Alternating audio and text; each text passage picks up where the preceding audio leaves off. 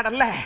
கேள்விகளை நீ கேட்கிறாயா அல்லது நான் கேட்கட்டுமா அப்படின்னு தர்மிக்கும் சிவபெருமானுக்கு இடையில ஒரு ஆர்கியூமெண்ட் நடக்கும். அதுல ரெண்டு பேரும் மூச்சு விடாம தெரிந்தது தெரியாதது அறிந்தது அறியாதுன்னு பேசிக்கிட்டே இருப்பாங்க. அதே மாதிரி நம்ம சிவகுமார் ஐயா இருக்கார்ல, அவரும் அப்பப்போ இந்த மாதிரி மூச்சு விடாம ஏதாவது பேசி அசத்துவார். இப்ப ஒரு 100 பூ பேரை சொல்லி மூச்சு விடாம சொல்லி அசத்திருக்கார். பூ எப்படி மணக்குமோ அதே மாதிரி இதுவும் மணக்குது இல்ல.